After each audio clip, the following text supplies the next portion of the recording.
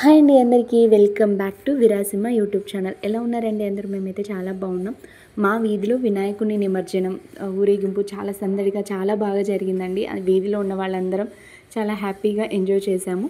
వినాయకుని నిమజ్జనం అసలు ఎందుకు చేస్తారు ఏంటి అనేదండి. అఫ్కోర్స్ అందరికీ తెలిసే ఉంటుంది వినాయకుని నిమజ్జనం ఎందుకు చేస్తాము అని.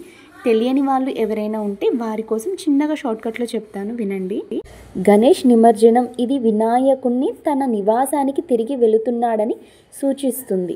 మరియు ఇది సృష్టి లయల చక్రానికి ప్రతీక కూడా అండి. వినాయకుడిని నిమజ్జనం చేయటం ఎప్పటి నుంచో వస్తున్న ఆచారం. 3, 9, 12 రోజులకు వినాయకుడిని నిమజ్జనం చేస్తారు.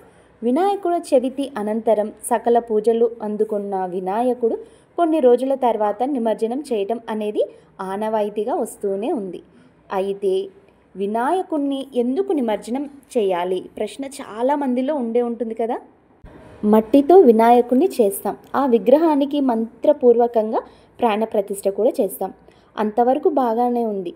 మామూలుగా చూస్తే అది మట్టి బొమ్మే, కానీ ఆధ్యాత్మిక దృష్టిలో చూస్తే ఆ విగ్రహం పరబ్రహ్మ రూపమైన ప్రతిమ. అనంతరం పూజలు చేస్తాం. మనం ప్రాణప్రతిష్ఠ చేసి ఆహ్వానించి పూజ చేయకపోయినా ఆ ప్రతిమనందు పరబ్రహ్మ ఉంటాడు.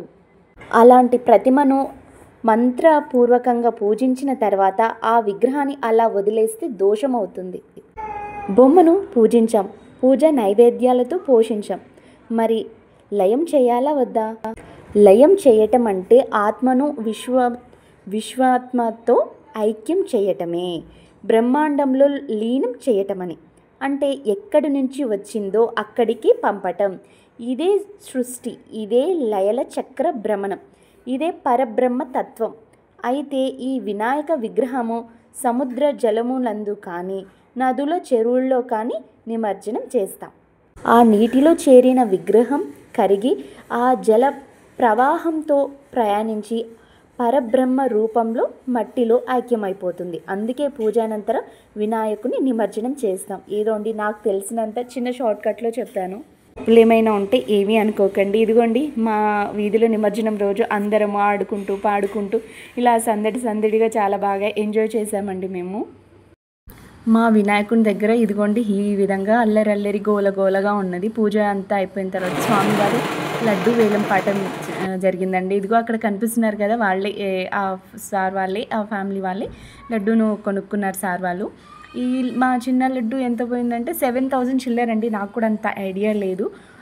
లడ్డు తీసుకున్నారు కదా, వాళ్ళ ఇంటికి మొత్తం అందరం కలిసి ఊరేగింపుగా వెళ్ళి అక్కడ లడ్డు స్వామివారి ప్రసాదం అందరం తీసుకొని మళ్ళీ తిరిగి వచ్చి ఇదిగోండి పిల్లలంతా ఆడుతూ పాడుతూ అలా ఎంజాయ్ చేస్తూ ఉన్నారండి. ఇదిగోండి ఇలా లడ్డుతో వాళ్ళకు స్వాగతం పలుకుతూ లోపలికి వెళ్ళి అందరం కాసేపు అక్కడ ఉండి ఆ లడ్డు ప్రసాదం స్వామివారిది మనం తీసుకున్నామండి. అందరం తీసుకున్నాము.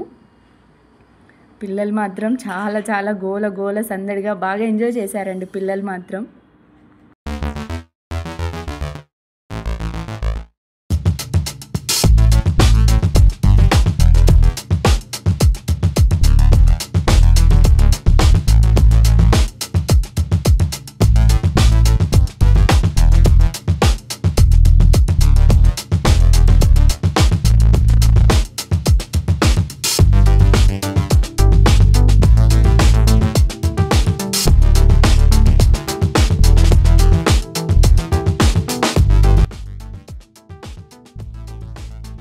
ఇదిగోండి ఈ విధంగా వయసుతో సంబంధం లేకుండా చిన్న పెద్ద పిల్లలు అందరం ఒకటే ఏజ్ లాగా అందరం కలిసిపోయి ఇలా స్వామివారి ముందు అందరం కలిసి హ్యాపీగా నవ్వుకుంటూ సరదాగా ఎంజాయ్ చేసామండి.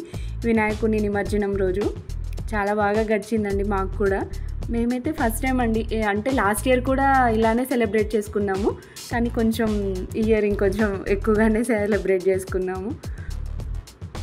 ఇక్కడ ఆంటీ కనిపిస్తున్నారు కదండి, అందరూ ఇట్లా ఆంటీ వాళ్ళందరం కలిసి ఒకటే ఫ్యామిలీ లాగా కలిసిపోయి చాలా బాగా గడిచిపోయిందండి. ఇదిగో ఆంటీ వాళ్ళు నేను చేయకపోయినా రా అని పిలిచి మరీ చేపిస్తున్నారు. ఇదిగోండి ఈ విధంగా జరిగిందండి ఈ సంవత్సరం మా వినాయక చవితి నిమజ్జనం సందడిగా జరిగింది. ఓకే అండి, మరి నా వీడియో మీకు నచ్చినట్లయితే please like share subscribe to my channel. Thank you అండి. Thank you for watching. Like చేయడం మర్చిపోకండి, ఖచ్చితంగా లైక్ చేయండి. మరి స్వామివారి ఇది అయిపోయిన తర్వాత ఊరేగింపు నిమజ్జనం జరిగిందండి. ఓకే అండి, మరి బాయ్.